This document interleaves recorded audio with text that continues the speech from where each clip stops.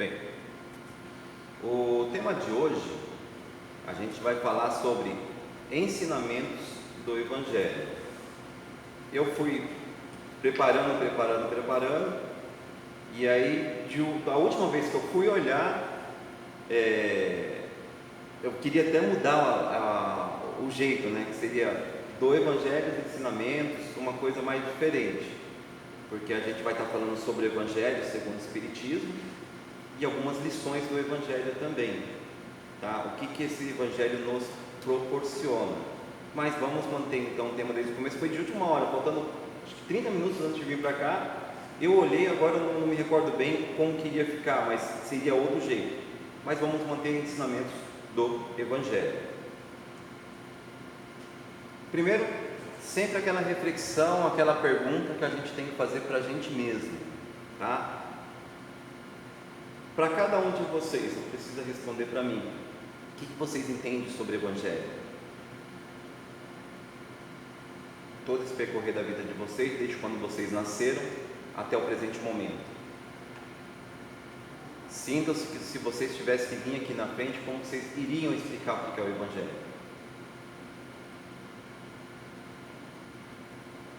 E por segundo, primeiro é qual o significado da palavra Evangelho, ou o que eu entendo por Evangelho para a nossa reflexão. E segundo, qual a importância da evangelização em nossa vida espiritual? Por que é importante a evangelização? Por que é importante eu evangelizar? Que sentido vai fazer isso? E é o que a gente vai estar refletindo nesse decorrer de tempo, nos próximos minutos. Primeiramente, o termo que eu trouxe aqui é um termo usual, um termo comum, encontrado no Sr. Google, que foi mais genérico que eu achei, para a gente entender, se a gente fosse conversar sobre Evangelho, o que é Evangelho. Então, um termo bem de senso comum, para falar a verdade. Então, Evangelho é a doutrina e a história de Jesus Cristo. Lembrando que Jesus Cristo é nosso modelo e guia para nós espíritas. É cada um dos 4 livros principais que a gente conhece do Novo Testamento. É cada um dos trechos do Novo Testamento que são lidos durante uma liturgia da missa. E é uma palavra de origem grega que significa boa nova. Então, de modo genérico, o Evangelho, para quem é cristão da Igreja Católica, quando vai participar, tem a leitura dos Evangelhos. E em seguida tem a evangelização, que é a homilia do padre. Tá? Então, de modo bem simples, Evangelho significa isso, no modo de senso comum. Quando a gente vai pesquisando mais a fundo esse termo, eu encontrei aqui: Evangelho é a tradução portuguesa da palavra grega Evangelion, que foi notavelmente enriquecida de significados. Para os gregos mais antigos, ela indicava gorjeta, uma esmola, que era dada a quem trazia uma boa notícia. Então, a pessoa trazia uma boa notícia, era como se fosse uma gorjeta, e a pessoa recebia.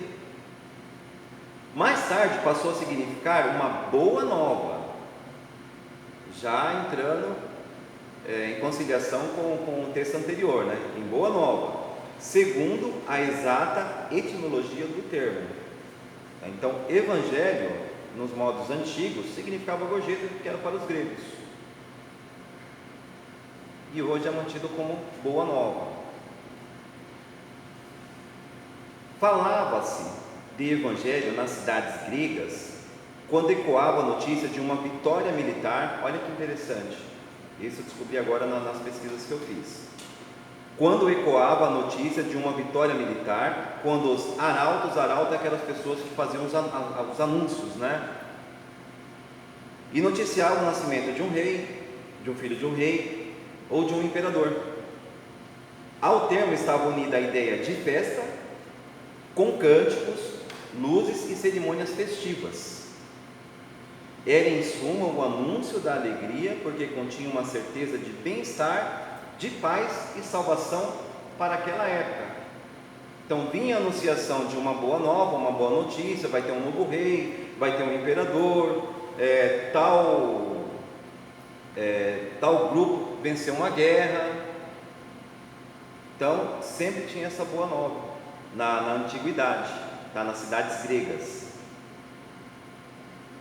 E vamos agora já para a parte de evangelizar. Do modo simples também, ação e desenvolvimento ou resultado de evangelizar. Ação de divulgar os ensinamentos contidos no Evangelho. Então, durante todo o percorrer dessa história, após a publicação do Novo Testamento, o que veio ocorrendo? Sempre se veio a necessidade de evangelizar baseado nos 4 livros. E veio sempre sendo passados esses ensinamentos. De outro modo, ação e desenvolvimento do processo de difundir qualquer doutrina, ideologia ou ponto de vista e opinião. Durante esse tempo foi-se passado ensinamentos, só que ensinamentos assim, é o que está escrito ali, e não se pode mudar nada, e não se pode questionar nada, e não se pode criticar, somente entender e receber aquilo como algo real. Não se tinha uma reflexão por detrás disso. E aquilo, pronto, acabou, bem fundamentado. Porém, quando surgiu a terceira revelação, que é ditada aqui no Evangelho segundo o Espiritismo, esse livro foi o terceiro livro da codificação.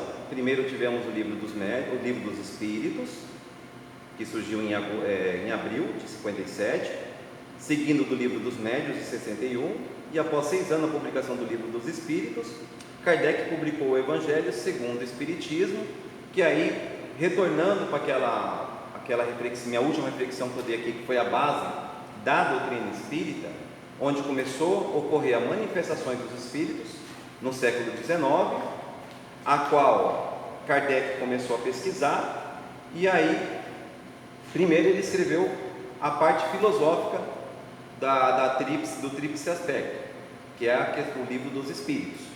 Então vamos descobrir o que é Deus, o que é o plano espiritual, o que são espíritos, como que agem, e Kardec foi fazendo todas aquelas perguntas.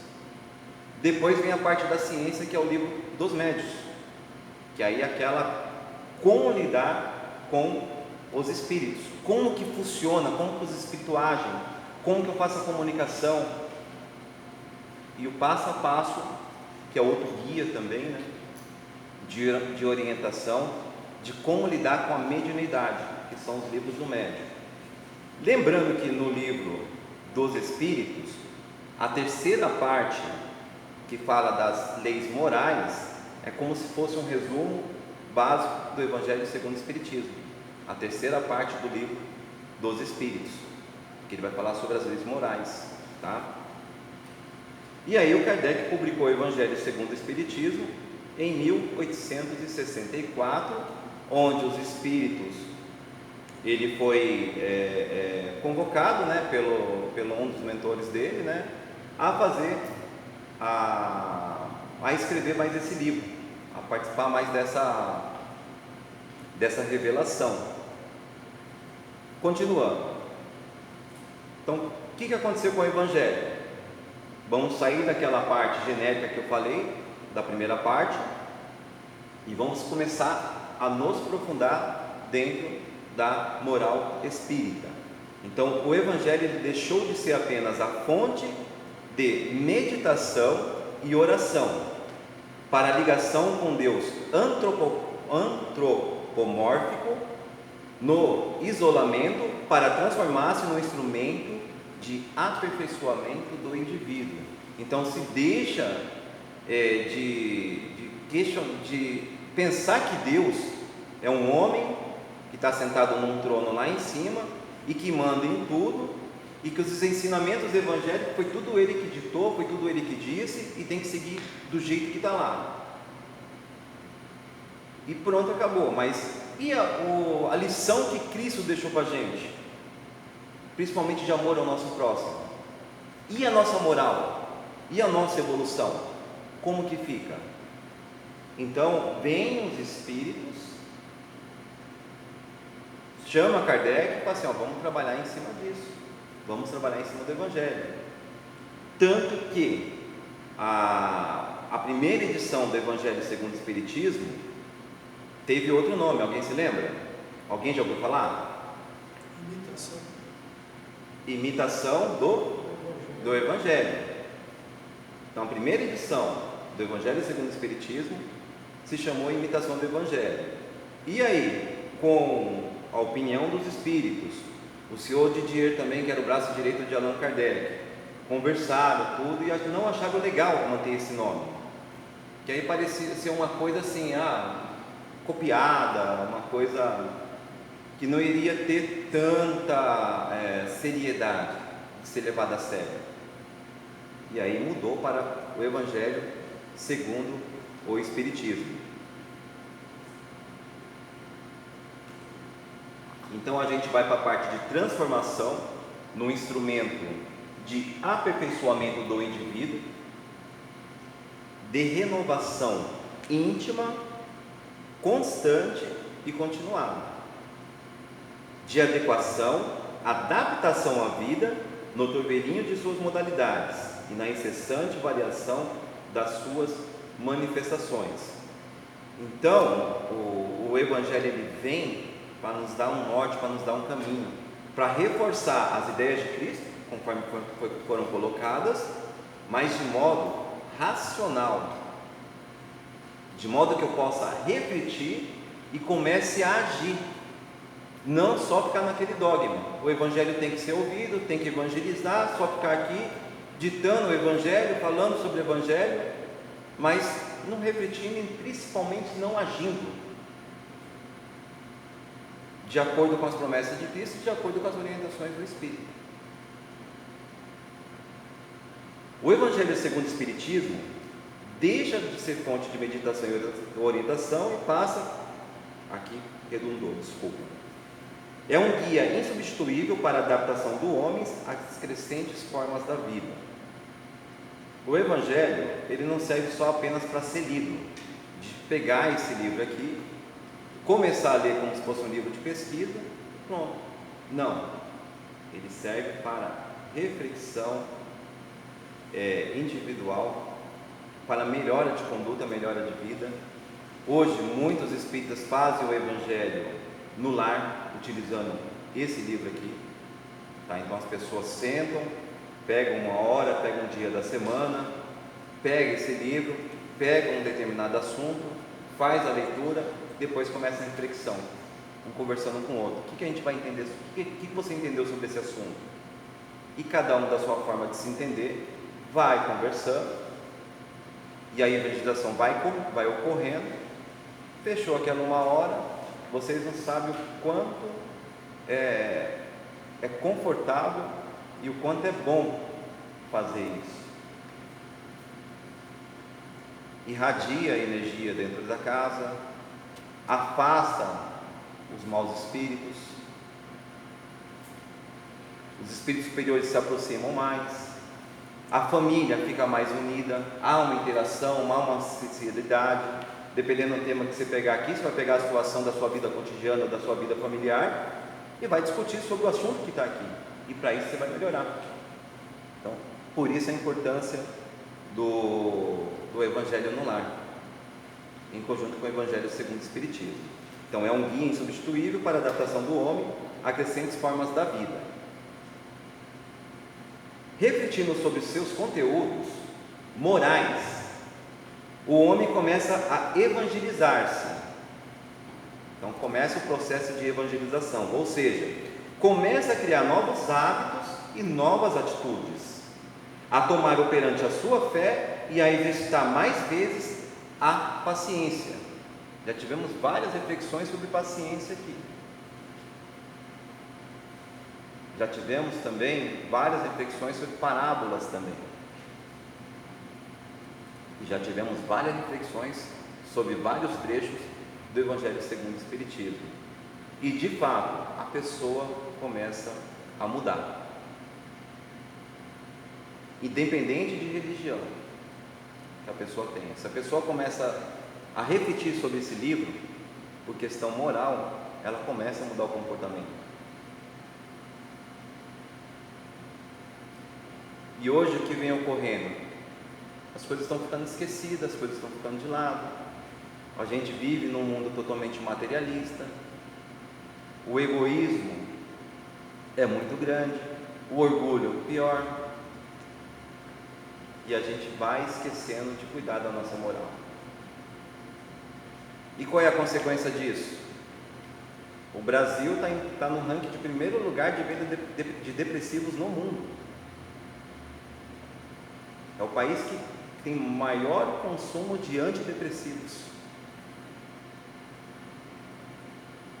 E por que será?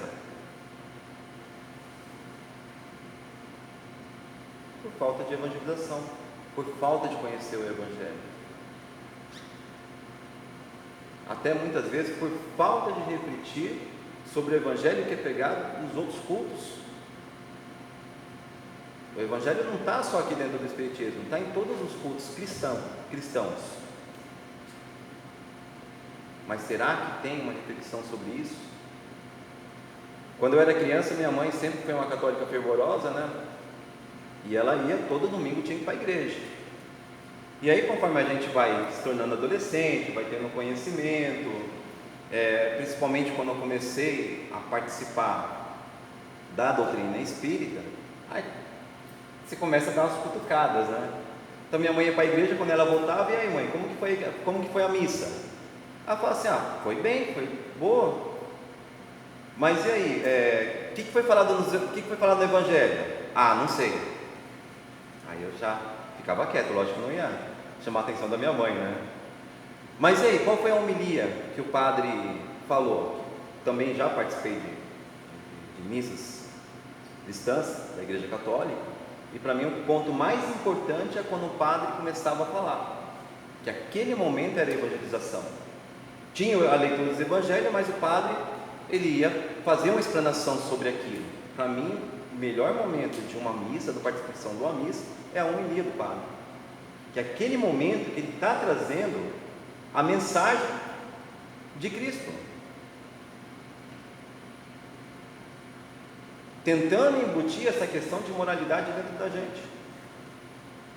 E muitas vezes tem um monte de gente ali, eu vou pegar minha mãe como exemplo, para que me perdoe, mas muitas vezes não está entendendo, não consegue agir, não consegue refletir.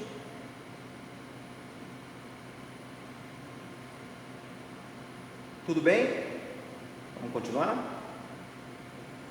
Adquire assim uma nova postura com relação à vida e a seu próximo. Quando você começa a estudar o Evangelho, nosso comportamento muda, nossa questão de relacionarmos com o nosso próximo muda, tá? E isso é observável, as pessoas começam a reparar. Até a gente, em determinadas situações, a gente observa que aquela pessoa é uma pessoa evangelizada, independente da religião dela. Não tem necessidade de ser só espírita.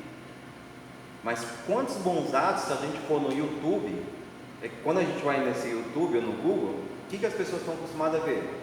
Quer ver policial prendendo bandido, quer ver briga de família, quer ver briga de rua, briga dentro do ônibus, mas coloca lá bons modos, boas maneiras. Tem YouTube, eu não acompanho ele, mas eu tenho observado o comportamento que ele faz, não é pegadinha, ele faz uma pegadinha, mas é uma pegadinha de solidariedade. Ele põe as pessoas em determinada situação e ele termina ajudando aquelas pessoas. E parece que tem um fã-clube bem grande, um monte de inscritos lá. Eles chamam, igual ao último, que eu só vejo, não fico assistindo inteiro, né? Mas ele fez um convite para o motoboy entregar um marmitex, um almoço. E aí ele se vestiu de garçom, colocou a mesa na calçada e falou: esse almoço eu comprei para você, você vai se alimentar aqui. E o que a maioria das pessoas esperam? Que seja uma pegadinha, que o motoboy seja constrangido e tudo mais. Olha que bom exemplo. E eu não sei que religião é esse cara, nem sei o que ele faz da vida, mas de vez em quando a gente tem que observar essas coisas, né? Então, por isso que o único evangelho vivo é aquele que os outros o observam. E dentro desse evangelho a gente tem muita lição, e principalmente puxão de orelha por parte dos espíritos. Então, os ensinamentos, como que funcionam esses ensinamentos dentro do evangelho? O Evangelho segundo o Espiritismo compõe-se de 28 capítulos, na verdade são 27, dedicados à explicação das máximas de Jesus, mostrando sua concordância com o Espiritismo e a aplicação de diversas situações da vida humana E o último capítulo traz uma coletânea de preces espíritas como orientação de prece, de oração. Não que seja um manual para você ler, decorar e depois ficar. Mas não, ele traz exemplos de prece no 28º capítulo. E é nessa parte que agora que a gente está na evangelização, né? no curso do Evangelho, que a gente já está fazendo os estudos. Mas fora isso, nós vamos ter 27 lições, com capítulos, subcapítulos, a explicação de Allan Kardec e a orientação dos espíritos. O seu ensino moral é terreno onde todos os cultos podem reunir-se. Então está direcionado para todas as direções. As relações sociais que nele se fundam obedecem à mais rigorosa justiça. O roteiro que dele se depreende conduz à felicidade vindoura, esclarecendo e sempre consolando. Se você consegue fazer esse entendimento e colocar ele na prática, colocar ele dentro da sua vida, você se torna uma pessoa mais feliz, uma pessoa mais consolada, uma pessoa que começa a entender determinadas situações da vida, que muitas vezes as pessoas falam, mas não tem como entender, não é impossível. Dentro do Evangelho a gente vai conseguir entender determinadas situações que muitas vezes as pessoas têm até medo de falar, de conversar. Por exemplo, a morte de uma criança, 2, 3, 4, 5 anos, não tem como conversar lá, eles vão estar explicando o que ocorre com isso, e eu vou conseguir entender.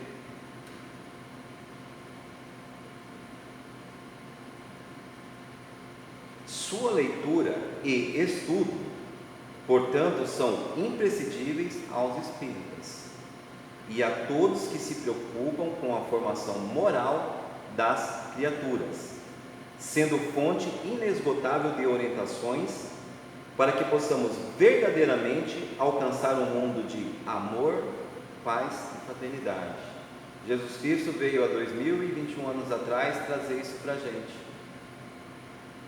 E a gente percebe que até hoje a gente não conseguiu entender. Kardec veio há 150 anos atrás, um pouquinho mais,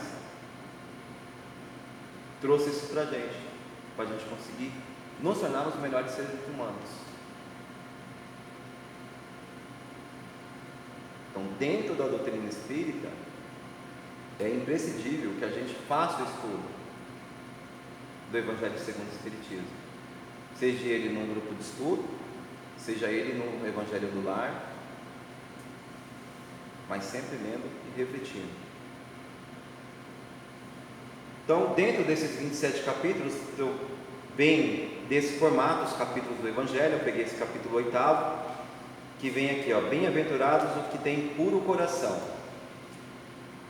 E aí vem os trechos descritos do Evangelho, na íntegra, vem até com a referência, Mateus, Lucas, João, que seja.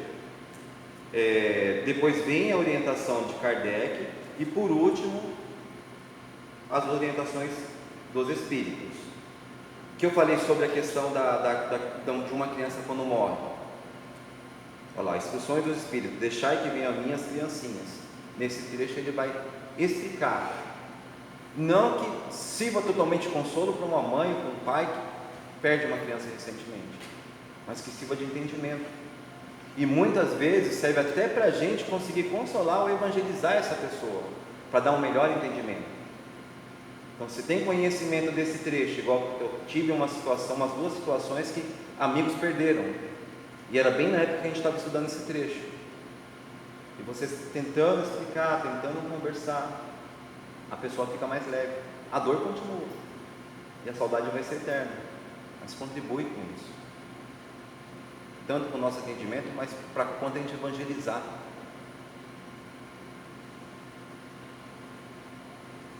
Capítulo 13, que foi também um dos que mais me chamou a atenção, dos que mais eu gostei e gosto, principalmente quando a gente está batendo papo, está conversando com pessoas de outra religião. Eu gosto muito de conversar sobre essa questão da prática do bem. E ele fala: não saiba a vossa mão esquerda o que dê a vossa mão direita. Temos muitas pessoas generosas hoje no nosso mundo também, mas tem pessoas que muitas vezes são tão generosas que para fazer qualquer ato de bem tem que ir lá falar: estou ajudando, estou colaborando, estou doando, doei 5 mil, doei 10 mil, doei 15 mil. Há necessidade disso? Enquanto isso, tem bastante pessoas também bem-sucedidas que fazem contribuições e a gente só vem descobrir depois que essa pessoa desencarna, porque ela não autoriza a divulgação. Quantas pessoas aí desencarnam, depois que a pessoa desencarnou, que você fica sabendo que, olha, ajudava tal instituto, ajudava tal asilo. Tá? Então, nesse trecho que ele vem falar, que é tudo tema para reflexão futuras: fazer o bem sem ostentação, os infortúnios ocultos, o óbolo da viúva, creio que a maioria de vocês deve conhecer, convidar os pobres e estropiados, dar sem esperar retribuição.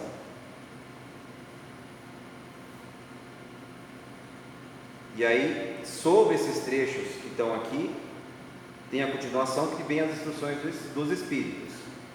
E aí eles pegam e começam a fazer a comparação. Primeiro vem os trechos evangélicos, do Evangelho, junto com as instruções de Allan Kardec. Em seguida vem as instruções do Espírito. Então ele já começa a chamar a atenção nos subtítulos deles. Então, a caridade material e a caridade moral. Eles vão dar uma lição sobre isso, para a sua melhor compreensão. E em determinado momento eles vão dar um puxão de orelha. Quantas vezes no grupo de estudo do Evangelho a gente está estudando e você fala: olha, eu mereço esse puxão, valeu a pena ele ter falado isso. E isso fortalece ainda mais a nossa moral. A beneficência, a piedade, fala sobre os órfãos, benefícios pagos com a ingratidão. Hoje você viu muita tarde de Facebook aí que as pessoas eram amigas, depois perde a amizade, e aí, ou se não, sempre ajudei e agora a pessoa me trai. E a pessoa fica magoada. Eu sempre ajudei e a pessoa terminou me traindo. E eu sempre costumo falar, somente nas nossas reflexões: quando for ajudar, não espere gratidão. Se você for fazer ajuda esperando gratidão, reconhecimento, fotinha no Instagram, fotinha no Facebook, não faça isso. É melhor não fazer.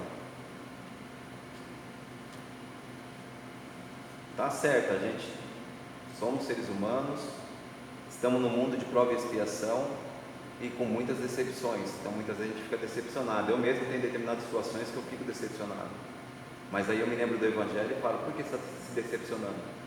Você sabia que podia acontecer isso? E aí vem a puxão de orelha dos Espíritos, né? Isso que é bom.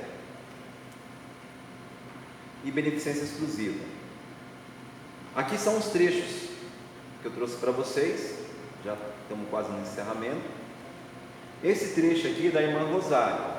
Os Espíritos que aqui se manifestam no Evangelho segundo o Espiritismo, a gente tinha muitas vezes o hábito de pegar alguns se identificam, outros não se identificam dentro do próprio Evangelho, né? E tentar pesquisar a referência de quem foi esse Espírito e tudo.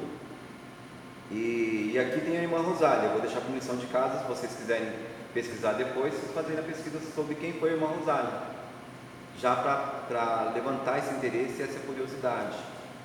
Mas esse trecho aqui, para mim, foi fundamental, muito importante, me chamou muita atenção. O que ela fala? Amai, portanto, o vosso próximo, amai como a vós mesmos, pois já sabeis, agora que, repelindo um desgraçado, estareis, quiçá, afastando de vós um irmão, um pai, um amigo de vós de outrora. Temos que tomar muito cuidado, na maioria das vezes, da forma que a gente lidar com o nosso próximo, que é o que ela traz aqui para a gente. Porque eu não me dou bem com ele, porque eu só brigo, não consigo, não suporto a voz dessa pessoa. E se em outra vida você tiver um relacionamento e vocês estão tendo a oportunidade de refazer essa ligação e ajustar, de amenizar, então lembre-se disso. Outro trecho de irmã Rosália. E olha como sempre eles reforçam a questão de amar uns aos outros. Amemo-nos uns aos outros e façamos aos outros o que queríamos que nos fizessem eles. Vocês conhecem esse trecho, não conhecem? Todos conhecem aqui, né? É uma das leis de Cristo. Toda religião, toda moral se acham encerradas nesses dois preceitos. Se fossem observados nesse mundo, todos seríeis felizes. Repito, se fossem observadas nesse mundo, todos seríeis felizes. Não mais há ódios, nem ressentimentos. Direi ainda, não mais pobreza, porquanto do superfluo da mesa de cada rico, muitos pobres se alimentariam. E não mais veríeis nos quarteirões sombrios onde eu habitei durante a minha última encarnação, pobres mulheres arrastando consigo miseráveis crianças a quem tudo faltava. Esse foi o trecho que eu fiquei mais chocado. Hoje, no nosso mundo, 8 bilhões de habitantes, se a gente pegasse toda a riqueza do mundo, toda a riqueza que esse mundo tem, essa riqueza material mesmo, e dividíssemos entre esses 8 bilhões de habitantes, todos nós seríamos miseráveis. Não existiria um rico nesse mundo. E nem tão como. E aí entra em contradição Calheiro Prodécio. Só que olha o que a irmã Rosália traz aqui para a gente. Direis ainda, não mais pobreza, porquanto do superfluo, do resto de comida da mesa do rico, muitos pobres se alimentariam. E a gente tem um exemplo prático, dentro das nossas próprias casas, quanto a gente joga de comida fora, restaurante, outros lugares, e aí entra a discussão se pode, se não pode, tem lugar que tem até lei que não pode. E olha a mensagem que a irmã Rosália traz para a gente. Não teríamos pessoas passando fome nesse mundo, com simples resto de comida. E isso aqui não é mensagem de agora, é mensagem do século XIX. Um espírito protetor, ele se identifica como espírito protetor. 1860. Meus amigos, há muito dentre vós tenho ouvido dizer: como hei de fazer a caridade, se a miúde nem mesmo do necessário dispõe? Então tem pessoas que muitas vezes se demonstram vítima, muitas vezes da própria vida que vive, e fala: eu não consigo nem comer direito, como que eu vou ajudar uma pessoa? Como que eu vou ajudar o meu próximo? E olha o que ele responde aqui: amigos, de 1000 maneiras se faz a caridade. De 1000 maneiras se faz a caridade. Podei fazê-las por pensamentos, por palavras e por ações, por pensamentos, orando pelos pobres abandonados. Olha, por pensamento, olha o exemplo que ele dá. Por pensamento, orando pelos pobres abandonados, que morreram sem se acharem sequer em condições de ver a luz. Uma prece feita de coração os alivia. Tem necessidade de ter riqueza? Tem necessidade de ter bens materiais? Não tem. Tem melhores ensinamentos que esse? Só esses três exemplos que eu trouxe aqui para a gente hoje?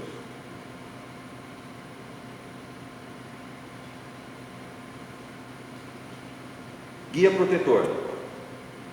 Deveis sempre ajudar os fracos, embora saibas de antemão que os a quem fizerdes o bem não vou-lo agradecerão.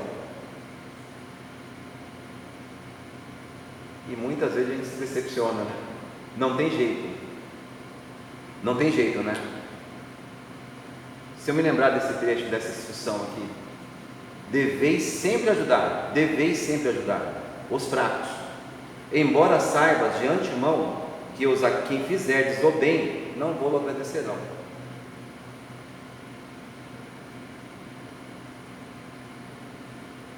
E muitas vezes a gente, por nosso próprio orgulho, nossa própria vaidade, a gente quer ter gratidão, né? Então vamos pensar nisso. Fechando, o Evangelho não é um livro, simplesmente, é um templo de ideias infinitas, miraculosa escola das almas, estabelecendo uma nova humanidade. Então, o nosso estudo sobre o Evangelho e o Espiritismo, a gente começou em 2017, para vocês terem ideia, abril de 2017. Se eu não estiver enganado, acredito que seja dia 1º de abril que a gente começou, de 2017. Lógico, um ano e meio passado por causa da pandemia, não tivemos como dar continuidade no presencial, agora estamos retornando. Então, você pega 2018, 19, 20... eu acho que a gente ia terminar no meio, a gente parou em março, se tivesse continuado, acho que em julho a gente ia terminar. 3 anos e meio de estudo e reflexão. E eu já vejo necessidade de começar tudo de novo. Desde a primeira página, fazendo um estudo para essa reflexão, muita coisa assim que eu fui olhando e falando assim, nossa, eu preciso rever.